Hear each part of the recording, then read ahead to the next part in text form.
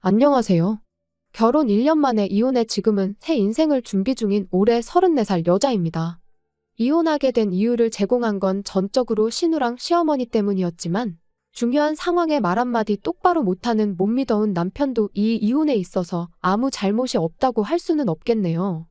남편 아래로 저랑 나이가 같은 신우가 있었습니다. 결혼도 아직 안 했어요. 제 생각이지만 아마 평생을 가도 신우를 데려가겠다는 사람이 있을까 싶습니다. 혹시나 있다면 그 사람은 전생에 나라를 팔아먹었거나 무슨 죄를 지었어도 그에 상응하는 잘못을 저지른 사람이 아닐까 해요. 25살 될 때까지 일은 안 하고 놀러만 다녔대요. 결국엔 시부모님도 하다 안 되겠어서 네가 놀러 다닐 돈은 직접 벌어서 쓰라고 하셨다고 하더라고요. 그 후 신우가 첫 직장을 가진 이래로 여지까지 바뀐 직장만 30개가 넘는다고 합니다. 회사뿐만 아니라 아르바이트 같은 것까지 전부 포함한 숫자고요. 9년 동안 30개면 1년에 서너 번씩은 직장을 바꿨다는 소리지요. 신우는 그걸 또 엄청 자랑처럼 이야기해요. 일하다가 지발로 관둔 게 더 많았겠지만 멀쩡한 사장이라면 안 나오는 게 더 돈이 될 거라며 신우를 잘랐을 텐데. 신우는 항상 자기를 담기에는 회사라는 그릇이 너무 작다는 식으로 자기 합리화를 했나 보더라고요. 자기애가 강한 것도 좋지만 적당히 해야지. 솔직히 나이 34이나 먹고 저런 소리 하고 있으니까 자유로운 영혼처럼 보인다기보단 한심하기 그지 없었습니다. 그것뿐이겠나요? 심지어 성격도 안 좋아요. 동네에 있는 가게 중에서는 아예 신우를 출입금지 시킨 곳도 있습니다. 술 먹고 행패 부리는 건 기본에 멀쩡한 손님한테 시비 걸어서 싸움까지 하니 장사하는 사람 입장에서는 신우한테 팔아봐야 얼마나 판다고 다른 손님 끊기지 않게 출입 금지를 시키는 게 100번 나은 선택이었겠죠. 그 중에서도 제일 견디기 힘든 게 다른 사람 뒷담화 하는 거였어요. 그럴 땐 시모랑 또 어찌나 짝짝꿍이 잘 맞는지. 제 앞에서 대놓고 언니는 다 좋은데 옷 입는 센스가 없다느니 화장이 촌스럽다느니 어쩌니 하면서 앞담화도 하는데 뒷담화는 또 얼마나 잘하겠어요. 100번 양보해서 그 사람 없는 자리에서 뒷담화 할 수도 있죠.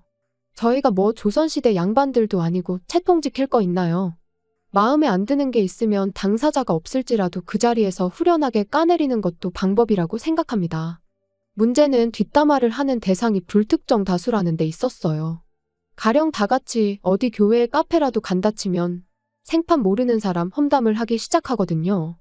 그것도 뭐 소곤소곤 한다면 제가 따로 말을 않겠는데 아예 대놓고 바로 옆 테이블에 앉은 사람을 빤히 쳐다보면서 저 사람은 자기 얼굴에 저런 가방이 어울린다고 생각해서 들고 다니는 걸까?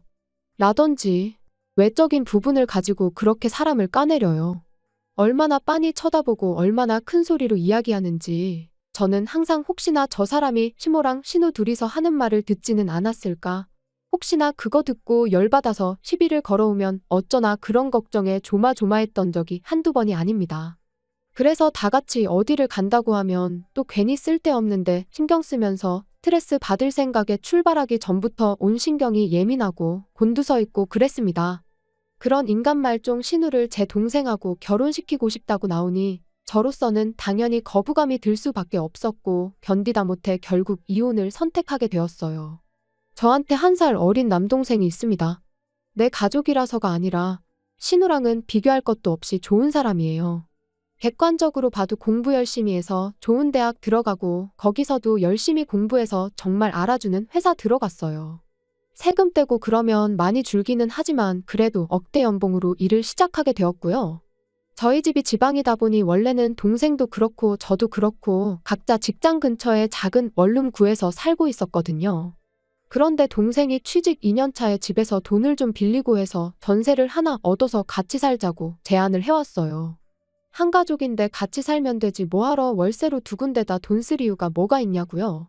집에서 돈을 빌리긴 했지만 전세금 대부분은 동생 돈이었고 그만큼 집 구할 때 사실 자기 회사에서 가까운 데 구해도 충분했는데 저 출근하는데 힘들면 안 된다고 중간 정도의 위치를 구할 만큼 생각도 깊은 동생입니다. 그리고 그렇게 동생하고 같이 살면서 저도 돈을 많이 절약할 수 있었고요. 동생하고는 결혼하기 직전까지 같이 살았어요. 결혼하면서 제 짐 중에 중요한 건 다 챙겨왔다고 생각했는데 그 와중에 두고 온 게 있었어요.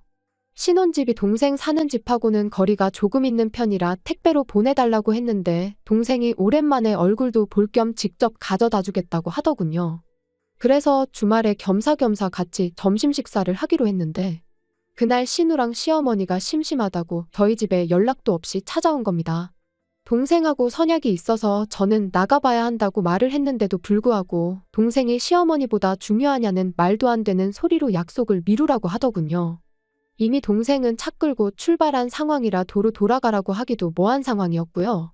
남편이 그럼 동생도 같이 해서 점심 식사를 하면 되지 않겠냐고 했는데 동생이 낯가림이 심한 편이라 과연 같이 식사를 할지 싶었어요. 아니나 다를까 동생한테 전화를 했더니 상황이 그러하다면 물건만 전해주고 자기는 그냥 돌아가겠다 했어요. 식사야 나중에 해도 되는 거 아니냐면서요. 주말이라 차가 막혀서 오는 데만 1시간쯤 걸릴 텐데 헛걸음 시킨 것 같아서 너무 미안하더라고요. 그 와중에 신우랑 시모도 괜찮다는데 뭐가 문제냐면서 먹고 싶은 거 정해놨으니 바로 가자고 저를 재촉했어요.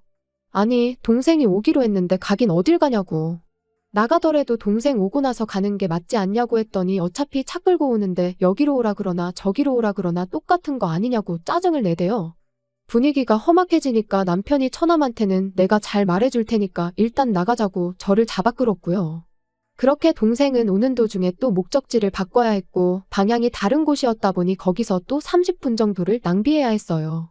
그렇게 도착한 동생한테 그나마 시어머니가 여기까지 왔는데 먹고 가라면서 옆에 있는 의자를 빼주긴 했지만 이미 식사가 한참인 와중이었고 동생도 예상했던 대로 불편한 자리에서 밥까지 먹고 싶지는 않았는지 감사하지만 마음만 받겠다며 극구 사양하고 저에게 전해줘야 할 물건만 전해주고 자리를 떠났습니다. 지금 생각해도 그때는 제가 동생한테 몹쓸 짓을 했다는 거 인정합니다. 시자들이 뭐라고 거기서 찍소리도 못하고 당하고만 있었으니 말이에요. 제가 팔려가는 결혼을 한 것도 아닌데 신우나 시모 성격을 알다 보니까 괜히 더러운 꼴 보기 싫어서 참았다는 게 지금 생각해보면 정말 한심할 따름입니다. 아무튼 그렇게 동생이 돌아갔는데 신우가 먼저 입을 열더라고요. 동생의 누나인 저를 바로 앞에다 두고 동생 뒷담화를 시작한 거예요. 결혼식 때 어디서 저런 비리비리한 사람이 왔나 했더니 그게 언니 동생이었냐고요. 신우 말이 끝나기 무섭게 시모가 옆에서 깔깔대기 시작했어요. 그러더니 신우가 왕년에 잘 나가던 이야기를 꺼내더라고요. 자기 한참 클럽 다니고 그럴 때 저런 피죽도 못 얻어먹은 것 같은 놈들은 자기 포스에 눌려서 말도 못 붙이고 그랬다나 어쨌다나. 그걸 또 시모가 그래서 밥 안 먹고 그냥 돌아간 거 아니겠냐고 받아쳐주면서 깔깔거리더라고요. 다른 사람도 아니고 가족인데 말이 너무 심한 거 아니냐고 한마디 했더니 뭐 찔리는 거 있냐면서 더 좋아하는데 이 사람들은 인성이 답도 없구나 싶었습니다. 그래서 제가 한마디 했어요. 동생이 지금 얼마나 잘 나가는 줄은 알고 그런 말 하냐고요. 어머님 아들하고 제가 버는 돈 둘이 합쳐도 내 동생이 버는 돈만 못한 건 알고 말하는 거냐고. 한참 어릴 때 클럽 다니고 놀러 다닐 때야 그랬지. 지금은 아가씨 같은 사람이 동생한테 아무리 들이대봤자 내 동생이 눈을 꿈뻑이라도 할 것 같냐고. 아니, 말이나 붙일 기회나 있을 것 같냐고 대대로 한 방 먹여줬지요. 솔직히 시어머니고 신우고 나발이고 그냥 그 자리에서 한바탕 할 생각으로 내질렀던 말인데 당장 두 사람이 똥 씹은 표정을 하고 있긴 했지만 제 예상보다 크게 덤벼들지 않더라고요. 남편도 분위기가 이상해지는 걸 직감했는지 식사도 다 마쳤는데 동생이랑 어머니는 자기가 모셔다 드리고 오겠다고 당신은 택시 타고 먼저 집에 돌아가라고 하면서 상황을 정리했어요. 지금 생각해보면 택시 타고 돌아가야 하는 게 제가 아니라 두 사람이었는데 그때부터 남편이 못 믿어온 사람이라는 걸 알고 앞으로라도 확실하게 중간 역할을 해달라고 부탁을 했어야 했는데 왜 짚고 넘어가지 않았나 그런 생각이 드네요. 아무튼 문제는 그 이후였어요. 신우랑 시모 입 다물게 만들어주려고 꺼낸 말이었는데 본의 아니게 그 과정에서 동생의 연봉을 까버린 게 문제라면 문제였습니다. 시어머니가 저만 잠깐 좀 보자고 해서 저 혼자 시댁에 찾아갔는데 난데없이 시모가 신우랑 동생을 이어주면 어떻겠냐는 이야기를 꺼내왔거든요. 순간 제가 무슨 소리를 들은 건가 싶었습니다. 잘못 들은 건가 싶었는데 말 그대로 시어머니는 신우를 제 동생에게 시집 보낼 계획을 세우고 있었더라고요.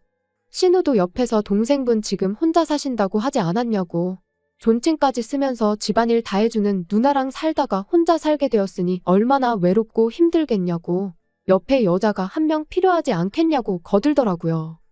동생도 33살이니 당연히 결혼 생각을 해야 할 나이는 맞긴 하지만 결혼 상태는 자기가 정하는 거 아니겠냐고. 당장 부모님이 정략 결혼을 시켜도 안 한다고 할 텐데 제가 하란다고 하겠냐고 한마디 했죠. 그랬더니 신우가 자랑처럼 이야기하더라고요. 이날이때껏 자기 인생에서 자기가 먼저 꼬셔서 안 넘어온 남자가 없다고 동생분도 지를 분명히 마음에 들어할 거라는 소리를 자신있게 하면서요. 저라면 쪽팔려서라도 그런 말 못할 텐데 그날 식사할 때도 동생분이 자기를 보는 눈빛이 심상찮았다면서 일단 자리만 만들어주면 넘어오는 건 시간 문제니 그렇게 알라고 하는데 어이가 없어서 한숨도 나오질 않았어요. 그게 말이나 되는 소리냐 했더니 이번엔 시모가 나서서 요즘 시대에 겹사돈 그런 게 문제나 되겠냐면서 당신은 그런 보수적인 사람이 아니라 깨어있고 열려있는 사람인 게 얼마나 다행인 줄 아냐면서 아주 모녀가 쌍으로 김칫국을 마시고 있더라고요. 겹사돈 되고 그런 게 문제가 아니지 않냐고. 나한테 말해봐야 소용도 없고 동생 의사가 제일 중요한 건데 왜 벌써 그렇게 하기로 결정을 내리고 통보를 하고느냐고 따졌습니다. 시어머니는 뭐가 문제냐는 듯한 표정을 하고는 어디 가서 우리 딸 같은 사람 못 만난다. 눈 씻고 찾아봐도 저런 애 또 없을 거다 한마디 하길래 그건 맞기는 맞다고 한마디 해줬네요. 세상에 신우 같은 사람이 또 어디 있겠냐고. 34살 먹고 변변찮은 직장도 없지. 술주정부리다 동네 술집이란 술집에서는 출입 금지까지 당했지. 아직도 20대 때 이 남자 저 남자 만나고 다닌 걸 자랑스럽게 생각하고 다니지. 하기사 인생에 좋았던 시절이 그때밖에 없는데 그때 추억이라도 뜯어먹고 살아야지 안 그러면 비참해서 인생에 재미나 있겠냐고 두 눈 씻고 찾아봐도 신우 같은 사람 못 찾는다는 말에는 전적으로 동의한다고 한마디 해줬습니다. 어떻게든 제 마음에 들어서 동생하고 자리라도 만들어보겠다고 눈치 보던 신우가 저 말이 끝나기 무섭게 저한테 고래고래 소리를 지르더라고요. 그래도 오빠 마누라라고 언니 대접해줬더니 네가 무슨 진짜 언니나 되는 줄 아느냐고. 나 어렸을 때 너 같은 애들은 감히 내 눈도 못 마주치고 혹시나 내 심기 건드릴까봐 바닥 보고 걸어 다녔다고 성질을 부리면서요. 그래서 또 옛날 얘기 꺼낸다고 그때 바닥 보고 걸어 다녔던 친구들 지금 뭐하고 사는지 요즘 인터넷도 잘 돼 있는데 한번 찾아보라고 했어요. 모르긴 몰라도 아가씨보다 훨씬 대단한 인생 살고 있을 거라고. 내세울 거라곤 옛날 이야기밖에 없는 주제에 직장이나 구하고 그 입을 놀리라고 한마디 해주고 말았습니다. 맨날 센 척만 하던 신우가 그 말을 듣고 나선 갑자기 빼앵 눈물을 짜기 시작하더라고요. 눈에는 도끼가 가득 맺혀가지고 뭐라고 하는지 못 알아들을 정도로 혼자 소리를 질러대기 시작하는데 시모가 저한테 어떻게 그런 심한 말을 할 수가 있냐며 뭐라 한마디 하대요. 가족이면 응당 가족의 허물을 덮어줘야 하는 거 아니냐. 그런데 어떻게 그런 말을 할 수 있느냐고 하길래 허물이라고 하는 거 보니 어머님도 아가씨가 무슨 문제가 있는지 잘 알고 계시는 것 같은데 가끔은 감싸만 주는 것보다 독하게 한마디 해주는 게 더 도움이 되기도 한다고. 이번 기회에 신우 사람 만들어주는 게 어머님 인생에서나 신우 인생에서나 더 도움이 되지 않겠냐고 한마디 했습니다. 그 순간만큼은 정말 머리채 잡고 주먹 다짐이라도 할 것 같은 일촉즉발의 상황이었어요. 신우가 싸움을 얼마나 잘하는지는 몰라도 더 있다가는 더러운 꼴 볼 수도 있겠구나 싶어서 급하게 제 할 말만 다 하고 부랴부랴 집으로 돌아왔습니다. 집에 돌아오는 길에 아마도 시어머니가 남편한테 전화해서 방금 시댁에서 무슨 일이 있었는지에 대해서 다 말을 해줬나 봐요. 문 열고 들어오자마자 남편이 잠깐 이야기 좀 하자면서 무서운 표정을 짓고 있었거든요. 집에 오는 길 내내 남편이 어떻게 나오느냐에 따라서 저도 이 결혼 생활을 이어가야 할지 말아야 할지 큰 결심을 했던 상황이라 별로 두렵진 않았습니다. 하지만 하나 기대한 게 있다면 아무리 자기 어머니고 동생이라고 해도 아닌 건 아니라고 할 수 있는 단호한 모습을 보여줬으면 했어요. 그 기대는 집에 도착하자마자 깨지긴 했지만요. 남편이 제 얼굴을 보자마자 말하기를 처남하고 동생하고 이어준다는 게 집안 분위기를 개판을 만들어야 할 만큼 큰일이었냐고 따지고 들었거든요. 남편한테 입장 바꿔 생각해보라고. 신우가 억대 연봉 받고 잘 나가는데 내가 갑자기 내 알코올 중독자 동생을 신우랑 결혼시키면 어떻겠냐고 물어오면 당연히 기분 안 나쁘겠냐고요. 이 집구석 식구들은 역지사지라는 말이 무슨 말인지도 모르는 것 같아 보였습니다. 입장 바꿔 생각해보라고 했더니 남편도 뭐라 할 말이 없었는지 잠깐 아무 말도 못하고 가만히 있더라고요. 그러더니 동생을 감싸주는데 급급했습니다. 걔가 하면 잘하는 앤데 기회가 없어서 그런 거라고. 결혼해서 가정을 이루면 어련히 잘하지 않겠냐고 묻는데 차라리 걔가 똥을 참지 신우가 바뀔 사람이냐고. 오히려 그렇게 결혼시켜놓고 다른 남자 집에 끌어들이지만 않으면 다행 아니겠냐고. 겹사돈 그런 걸 떠나서 내 동생이 어디서 신우 같은 걸 결혼 상대라고 집에 데려오면 다리몽댕이를 부러뜨려서라도 결혼 못하게 막을 거니 절대 신우랑 내 동생이랑 연관짓지 말라고 했어요. 그랬더니 남편이 저보고 생각이 너무 짧은 거 아니냐고 하면서 나무를 보지 말고 숲을 보랍니다. 뭔 소리를 하는가 했더니 지 동생이랑 엄마랑 똑같은 소리를 하고 있네요. 솔직히 처남이 비리비리하고 외모도 좀 딸리지 않느냐고. 앞으로 처남한테 결혼하겠다고 들이대는 사람이 있으면 100이면 100 처남이 버는 억대 연봉을 노리고 결혼하겠다는 사람일 거라는 겁니다. 결혼하면 그 누군지도 모르는 여자 집으로 처남이 피땀 흘려 번 돈이 흘러 들어갈 텐데 그럴 바에 한 가족인 우리 집에 쓰는 게 맞지 않겠냐면서요. 그 말 듣자마자 이혼을 결심했던 것 같아요.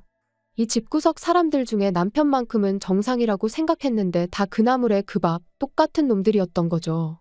더 묻고 따질 것도 없겠다 싶어서 겹사돈이 문제가 아니고 나도 당신하고 이혼할 생각이니 그렇게 알라 한마디 해주고 그 길로 짐 싸서 나왔습니다.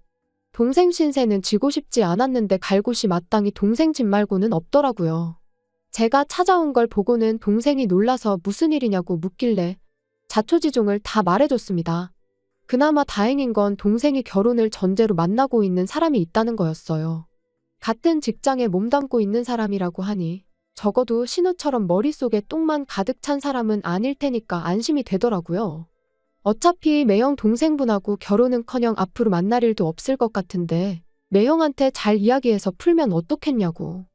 누나가 이대로 이혼하면 나 때문에 이혼하게 되는 것만 같아서 마음이 무겁다고 하길래 그런 생각은 하지 말라고 했습니다.